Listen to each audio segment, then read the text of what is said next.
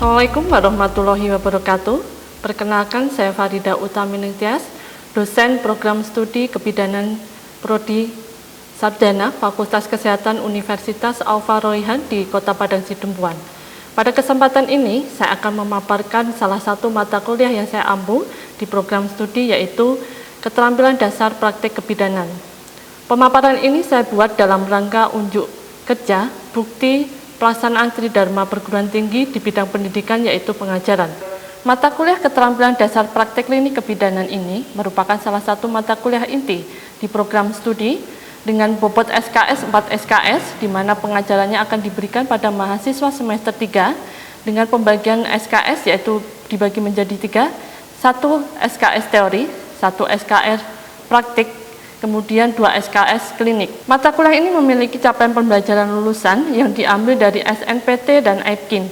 Secara umum, capaian pembelajaran lulusan pada mata kuliah ini diharapkan mahasiswa mampu menjelaskan pencegahan infeksi, melaksanakan pemeriksaan fisik dengan tanda-tanda vital, kemudian menguraikan kebutuhan dasar manusia, menguraikan pemberian obat pada praktek kebidanan, menguraikan bantuan dasar hidup manusia atau BSL. Kemampuan khusus yang diharapkan pada mata kuliah ini, mahasiswa mampu mendemonstrasikan penanganan awal kegawadaruratan maternal dan neonatal. Dan kemudian sesuai dengan standar prosedur yang berlaku, mahasiswa mampu mendemonstrasikan pencegahan infeksi, safety pasien, dan upaya penanganan hidup dasar. Proses pembelajaran mata kuliah ini dilaksanakan secara luring atau tatap muka. Untuk satu mata kuliah ini, di awal perkuliahan saya akan menjelaskan seluruh tahapan perkuliahan dengan menggunakan rencana pembelajaran semester atau RPS.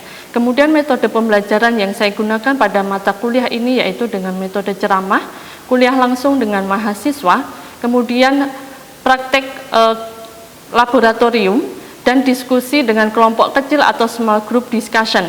Untuk penugasan kelompok, biasanya saya akan memberikan referensi sebagai bahan belajar mahasiswa yang nantinya kemudian akan didiskusikan di kelas. Hasil diskusi mahasiswa nanti akan saya jelaskan lebih lengkap dari hasil diskusi yang telah dilaksanakan oleh mahasiswa. Perkuliahan praktikum, biasanya saya akan mendemonstrasikan terlebih dahulu terkait dengan materi praktikum yang akan saya laksanakan. Kemudian saya akan membagi beberapa kelompok kecil yang nantinya akan dibimbing oleh beberapa dosen untuk lebih meningkatkan kemampuan dan keterampilan mahasiswa dan bisa diawasi satu persatu sehingga dapat mencapai capaian akhir dari mata kuliah ini. Untuk asesmen dari satu mata kuliah ini saya mengambil dari bentuk tes, yaitu dengan UTS dan UAS, dan bentuk non-tes dengan pemberian tugas serta melihat sikap, kemudian keaktifan, kemampuan mahasiswa dalam berargumen selama proses diskusi. Untuk laporan akhir pada mata kuliah ini, biasanya saya akan memberikan tugas secara individu seperti mahasiswa harus mengumpulkan laporan target yang telah dilaksanakan pada praktikum di laboratorium. Selamat pagi, Assalamualaikum warahmatullahi wabarakatuh. Gimana kabarnya hari ini? Sehat semua? Alhamdulillah sehat. Baik, sesuai dengan RPS atau kontrak belajar ya, hari ini adalah pertemuan keempat di mata kuliah Keterampilan Dasar Praktek Klinik Kebidanan. Kalau sebelum mata kuliah ini, materinya tentang pencegahan infeksi ya. Masih ingat pencegahan infeksi itu apa saja? Coba saya mau tahu, Farida.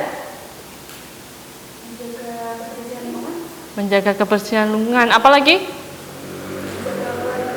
Ya, tuh tadi cuma ada beberapa yang kurang tepat ya. 1, mencuci tangan. Semua tindakan yang kita lakukan harus cuci tangan terlebih dahulu. Kemudian apa? Pakai APD, alat perlindungan diri. Contohnya pakai apa? Pakai apron ya. Kemudian pakai handscoon ya. Karena apa? Mata kuliah pemeriksaan fisik atau tanda-tanda vital ini nantinya harus dilakukan sebelum tindakan, harus cuci tangan dan pemakaian APD dengan pemakaian handscoon. Mungkin langsung saja ya, saya akan menjelaskan apa itu pemeriksaan fisik, apa itu tanda-tanda vital. Sebelum ke materi, saya akan menyampaikan bahwa capaian pembelajaran itu apa sih Bu gitu ya. Kenapa saya harus belajar ini? Karena ini adalah calon-calon bidan ya. Jadi harapannya mahasiswa ini akan mampu menguraikan, melakukan pemeriksaan fisik dengan mengukur tanda-tanda vital.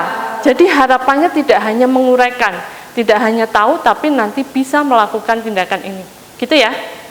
Kemudian subpokok bahasanya apa saja? Yang pertama ada pengertian. Kemudian ada jenis-jenis pemeriksaan tanda-tanda vital, kemudian prosedurnya bagaimana. Tanda-tanda vital atau disebut dengan TTV, singkatannya atau vital sign, ya, adalah suatu prosedur mendasar bagi tim tenaga kesehatan, layanan kesehatan yang bertujuan untuk mendeteksi adanya suatu kelainan, gangguan perubahan fungsi organ tubuh, dan masalah medis lainnya agar dapat membantu menegakkan diagnosa. Jadi ketika kita akan menegakkan diagnosa kepada pasien, kita harus tahu dulu kondisi fisiknya bagaimana, tanda-tanda vitalnya bagaimana, apakah normal atau tidak, gitu ya.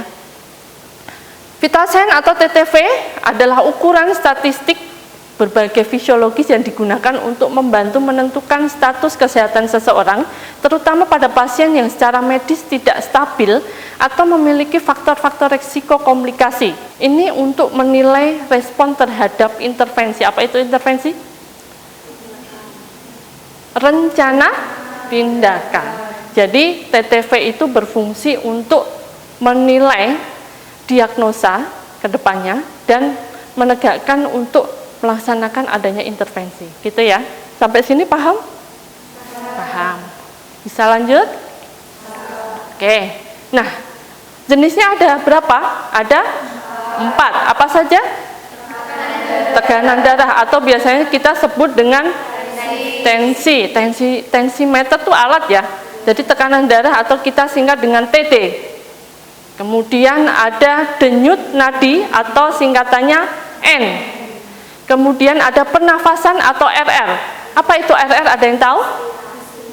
Respirasi R. Itu baru satu R-nya. RR berarti apa? Respiratory rate. Ya. Kemudian ada suhu tubuh atau kita sebut dengan S singkatannya. Dari 4 ini ada yang sudah tahu? Pasti sudah pernah diperiksa ya? Sudah. Di mana diperiksanya? Di puskesmas. Ada lagi? Di bidan ya. Kalau sakit pasti yang diperiksa pertama adalah ini. Ya. Lanjut, apa itu tekanan darah? Pasti tidak asing dengan alat ini kalau sekarang ya. Ini adalah tensimeter. Pengertiannya merupakan tekanan yang dialami darah pada pembuluh darah arteri ketika darah dipompa oleh jantung ke seluruh tubuh. Pengukuran tekanan darah dapat diukur melalui nilai sistolik dan diastolik. Pertama, kalau diastolik, oke, nanti kita lihat ya, benar nggak sih pernyataan tadi? Nah, untuk satuannya apa? mmHg atau milimeter merkuri atau hydrogyrum. Ini singkatannya ya. mmHg itu singkatannya ini. Oke. Alat yang digunakan disebut dengan tensimeter atau sphygmo. Apa bacanya ini? Ya. Jadi nanti jangan bingung ya. Ada yang nyebutnya ini, ada yang ini. Tuh. Ada yang mau ditanyakan? Belum. Sistolik atau sistol tekanan darah arteri pada saat jantung berkontraksi dan memompa darah ke seluruh tubuh. Ini artinya saat jantung bekerja. Untuk diastolik, tekanan darah arteri menunjukkan saat jantung istirahat untuk mengisi darah di seluruh tubuh. Ya, ini bedanya sistolik dan diastolik. Kemudian tekanan darah normal dipengaruhi oleh beberapa faktor, yaitu aktivitas fisik, diet, dan usia. Ya. Tekanan darah normal berapa? 120 per 80 mmHg. 120 ini menunjukkan angka apa? Ini? Oke, betul. Ya, beda dengan balita, sistolik berada pada kisaran berapa ini? 105 mmHg. Untuk diastolnya? Untuk anak prasekolah juga berbeda ya. Jadi dewasa, kemudian anak prasekolah dan balita itu tekanan darahnya berbeda. Jadi jangan disamakan ketika memeriksa anak dan dewasa. Jelas ya? Oke, lanjut. Nah, ini alat-alat yang kita gunakan biasanya untuk pemeriksaan tekanan darah. Yang umum itu biasanya memang pakai yang tensimeter air raksa. Ada anareoid atau yang pakai jarum yang bisa dibawa kemana-mana. Ada yang tensimeter elektronik atau tensimeter digital ya sekarang, dan pakai stetoskop. Stetoskop ini hanya dipakai pada pemeriksaan yang ini dan ini. Lanjut ke pemeriksaan denyut nadi. Untuk pemeriksaan kedua TTV, yaitu pengukuran denyut nadi dilakukan untuk mengetahui apa? Jumlah detak jantung atau ritme jantung dan kekuatan detak jantung per menit, satuannya per menit. Frekuensi denyut nadi manusia bervariasi, tergantung dari apa? Faktornya? Banyak faktor ya. Dari aktivitasnya, kondisi tubuhnya, dia sakit atau tidak. Normalnya berapa? Bayi baru lahir normal ini berkisar antara 100 sampai 160 denyut per menit atau BPM. Satuannya berbeda kalau pada bayi. Paham sampai sini? Ada yang mau ditanyakan? Saya lanjutkan dulu, nanti lanjut ke diskusi di akhir ya. Oke, ini tempatnya di mana saja kalau kita mengukur denyut nadi? Arteri bagian mana? Betul. Ada radialis, brachialis, karotis. Berarti ada 3 ya. Radialis ini letaknya di mana? Dengan ibu jari. Kalau brachialis di atas mana? Siku. Ya. Kemudian kalau karotis di mana? Leher. Coba sekarang dirasakan masing-masing denyut nadinya. Di bagian radialis ada? Ada. Kemudian brachialis, coba ada yang nggak ketemu brachialisnya di mana? Di mana ini? Di mana? Di sini. Ada yang nggak ketemu arteri radialisnya? Terasa nggak nadinya? Terasa. Kemudian karotis di bagian leher, coba dipegang lehernya masing-masing. Kerasa nadinya? Terasa. Berarti di bagian sini ya, nanti untuk pengukuran nadi bisa di 3 tempat ini. Tidak harus di pergelangan tangan. Lanjut untuk pernafasan atau disebut dengan apa tadi? RR atau respiratory rate. Ya. Satu nafas lengkap terdiri dari 1 inhalasi saat dada naik, saat kita inspirasi, dan saat ekspirasi saat dada turun. Jadi saat kita menghirup udara dan menghembuskan udara itu baru dinamakan dengan penghitungan pernafasan. Jadi ketika kita cuma mengambil udara itu belum dinamakan RR. RR itu satu paket, inspirasi dan ekspirasi ya. Jadi hitungnya kapan? Bisa ngitungnya bagaimana? Untuk mengukur laju pernafasan, hitung jumlah nafas selama 1 menit penuh. Berarti berapa detik? 60 detik. Dan atau hitung selama 30 detik dan dikalikan 2. Nanti akan didapatkan hasil RR-nya. Faktor yang mempengaruhi respiratory rate ada apa saja? Usia, jenis kelamin, suhu tubuh, posisi tubuh, dan aktivitas yang dilakukan. Tujuannya apa? Untuk menilai adanya kesulitan atau tidak dalam bernafas. Untuk penjelasan normal RR berapa? Orang dewasa 12 sampai 20 kali per menit. Satuannya kali per menit. Ada takipnu, bilang pernafasan lebih dari 24. Bradipnu bila kurang dari 10 kali menit. Apnu, enggak bernafas sama sekali. Untuk suhu tubuh, temperatur suhu ini adalah suatu ukuran derajat panas dengan menggunakan alat namanya termometer, dan suhu yang dihasilkan tergantung dari aktivitas yang dilakukan. Kemudian cuaca, kalau cuacanya panas biasanya kita akan berpengaruh di suhu kita. Kemudian metabolisme, tambahan karena pengaruh hormon, ya. Hormon juga berpengaruh. Konsumsi cairan, ada yang dehidrasi, ada yang tidak, itu juga berpengaruh. Dan jenis kelamin. Terus normanya berapa? Ya, 36,5 sampai 37, derajat Celcius. Nah, metodenya bagaimana? Ini ada yang oral. Oral berarti di mulut. Kemudian aksila. Aksila mana? Ketiak. Kemudian apa ini? Rektal. Ini penjelasannya. Termometer oral ini diletakkan di mana? Di bawah lidah. Sampai berapa menit mengukurnya? 5 menit. Ini tidak dianjurkan untuk bayi, ya, karena itu berbahaya, ya. Apalagi pakai yang air raksa, takutnya pecah di dalam. Kalau yang sering umum dipakai ini yang aksila. Ini 5-10 menit dengan menggunakan termometer raksa.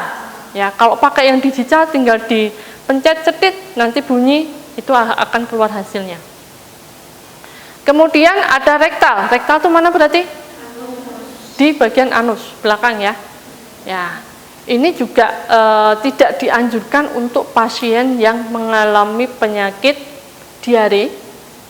Kemudian hemoroid, punya wasil atau hemoroid. Karena kalau diare dimasukkan pakai rektal, nah, nanti tambah parah, ya. Jangan coba-coba.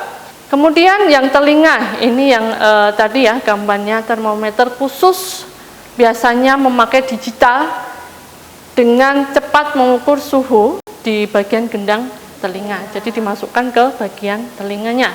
Kemudian termometer kulit, ini pasti tidak asing, ya. Kemarin ketika kasus COVID itu pasti sering ditembak pakai alat ini, betul enggak? Iya. Termometer ini namanya termometer kulit, ya, atau kita biasanya namanya termogan, ya, karena gan itu apa? Tembak, ya, yang ditembak.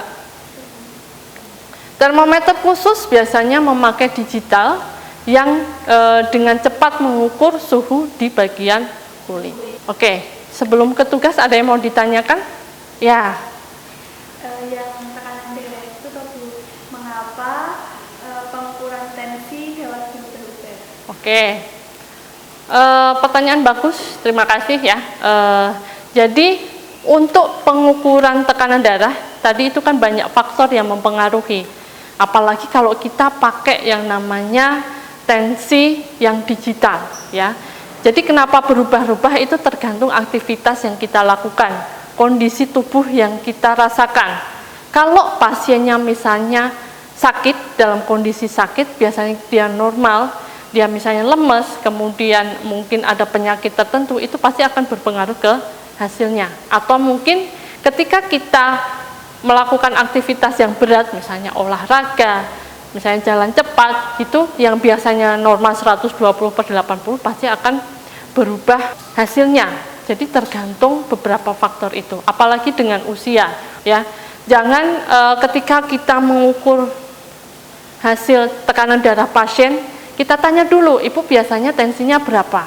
Biasanya normal 120/80, ternyata ketika kita periksa dia lebih. Kita harus mengecek ulang. Jangan sekali, Bu, ini ternyata tensinya tinggi. Jangan seperti itu, ya. Jadi kita harus memastikan dulu, paling tidak kita ulang 2-3 kali. Kalau memang hasilnya sama, berarti itu yang benar. Tapi ketika 3 kali hasilnya sama, berarti hasilnya ya itu. Kalau sudah paham, boleh saya tanya ulang? Boleh. Tadi ada berapa macam pengukuran TTV atau tanda-tanda vital? Suhu, terus tekanan darah, nadi, pernafasan. Betul, betul ya? Ya. Nah, ini tugas mahasiswa. Mahasiswa mampu melaksanakan praktikum. Jadi setelah ini, materi ini kita akan melaksanakan praktikum di laboratorium. Mahasiswa membentuk kelompok kecil, satu kelompok terdiri dari 2 orang. Jadi nanti secara bergantian melaksanakan praktikum ya. Kemudian di akhir harus membuat laporan. Kan sudah diberikan lembar target ya. Misalnya sudah melakukan tindakan TTV, tensi, nadi dengan bimbingan dosen siapa, itu nanti harus dilaporkan di target itu. Paham ya untuk tugasnya ya? Dari hasil penjelasan yang saya sampaikan tadi, kita bisa mengambil kesimpulan atau resume, yaitu ini. Pemeriksaan TTV adalah prosedur tindakan yang dilakukan oleh siapa? Tenaga kesehatan yang bertujuan untuk mendeteksi adanya suatu kelainan, gangguan perubahan fungsi organ tubuh dari masalah medis lainnya agar dapat membantu menegakkan diagnosis dan menilai respon terhadap adanya intervensi. Jenis pemeriksaan ada 4 tadi yang sudah disebutkan ya.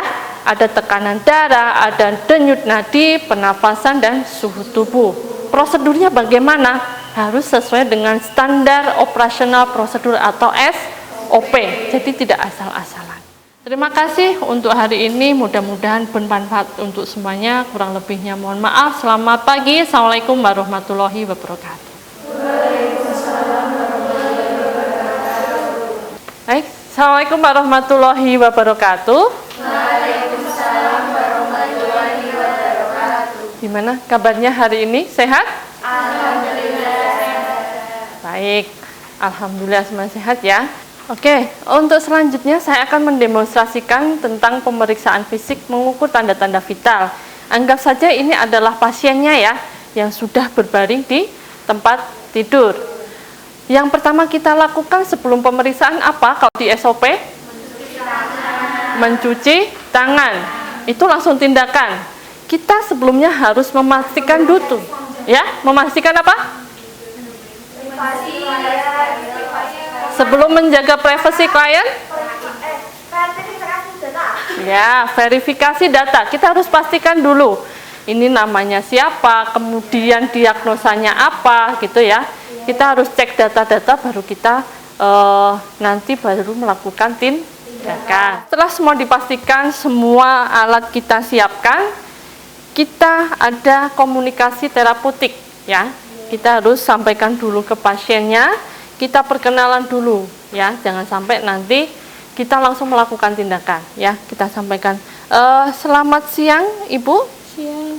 Baik, perkenalkan saya Farida yang bertugas pada siang hari ini. Benar ini dengan Ibu Widya? Iya benar Bu. Ya, kita sampaikan tujuan dan maksud kita apa tindakannya.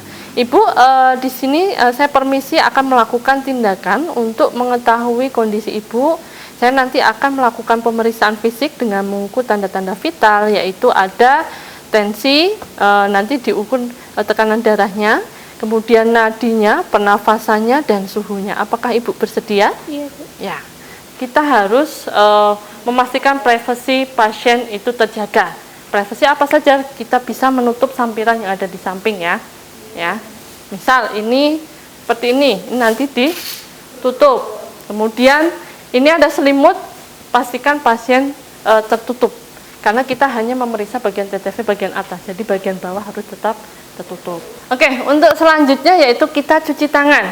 Ya, ketika cuci tangan, semua perhiasan dan jam harus dilepas. Kemudian baju kita ke ataskan, biar tidak basah. Jangan lupa untuk dikeringkan. Setelah cuci tangan, dengan 6 langkah kita memakai handscoon karena prinsip dari pemeriksaan TTV itu adalah bersih, bukan steril. Jadi kita pakai handscoon. Masih ingat cara pemakaian handscoon? Yang pertama kita lakukan apa untuk TTV? Mengukur suhu. Mengukur suhu berarti pakai yang termometer aksila. Ya. Pakai ini ya. Kita harus membersihkan daerah yang akan kita periksa. Ya. Ini anggap saja pasiennya dibuka bajunya. Permisi Ibu, ini bajunya saya buka untuk pemeriksaan suhu. Ya, di bagian ketiak. Kita pakai yang tangan paling jauh di kiri. Permisi, Ibu, dilap pakai tisu. Ya. Permisi ya, Bu ya. Habis itu dibuang ke bengkok. Setelah dilap, kemudian kita lakukan apa? Ambil alatnya. Kita pastikan bahwa ini termometernya sudah dalam kondisi baik, siap ya, sudah baik dan siap. Permisi Ibu, saya pasang untuk termometernya. Jadi ditaruh di bagian ketiak. Kita minta ibunya untuk mendekat seperti ini. Jadi tangannya ditaruh di dada. Kemudian setelah dapat, ini untuk suhunya 18 kali per menit normal ya Bu ya. Kita sampaikan ke ibunya. Itu ya. Setelah itu kita bisa langsung memeriksa bagian nadi. Jadi kalau kita rasa pasiennya memang dalam kondisi baik, boleh 30 detik kita kalikan 2. Tapi kalau misalnya kondisinya memang tidak bagus, berarti kita harus 1 menit penuh menghitungnya. Setelah itu, Ibu permisi saya akan melakukan pemeriksaan untuk tensi, ya. Bisa kita pasang untuk tensinya, permisi ya Bu ya. Ya, hasilnya 112/77, normal tidak? Rendah, normalnya berapa? 120/80. Setelah semua selesai, kita sampaikan semua hasil pemeriksaan ke Ibu ya. Ibu, tadi saya sudah melakukan pemeriksaan untuk tanda-tanda vital. Hasilnya untuk tekanan darah Ibu rendah ya, 112/77. Ibu pusing yang dirasakan sekarang? Iya. Oh iya, pusing. Kurang istirahat ya Bu ya? Iya. Ya. Kemudian untuk nadinya normal ya, 80 kali per menit. Kemudian pernafasannya tadi 18 kali per menit. Oke? Setelah itu kita jangan lupa untuk menulis hasil pemeriksaan di dokumentasi buku ya, direkap. Oke, tadi sudah selesai ya untuk demonstrasi pemeriksaan fisik pengukuran tanda-tanda vital ya. Tadi ada beberapa jenis yang kita lakukan. Untuk hasilnya masih ada yang ingat dari hasil yang saya lakukan, ada yang kurang normal enggak? Ada. Apa tadi? Tekanan darahnya rendah ya, normalnya 120/80, tadi hanya 112/77 mmHg ya. Itu ada yang mau ditanyakan untuk praktikum hari ini? Sudah jelas. Alhamdulillah kalau sudah jelas, berarti setelah ini bisa langsung praktikum mandiri ya, nanti 1 kelompok 2 orang secara bergantian, semua harus bisa. Kalau tidak ada yang mau ditanyakan, terima kasih untuk pertemuan hari ini, mudah-mudahan bermanfaat untuk semuanya. Assalamualaikum warahmatullahi wabarakatuh. Demikian pemaparan yang dapat saya sampaikan tentang unjuk kerja pelaksanaan Tridharma Perguruan Tinggi di program studi kebidanan, program sarjana, Fakultas Kesehatan Universitas Aufa Rohan di Kota Padang Sidempuan. Saya berharap mudah-mudahan dengan adanya penjelasan ini dapat bermanfaat. Terima kasih, saya akhiri. Wassalamualaikum warahmatullahi wabarakatuh.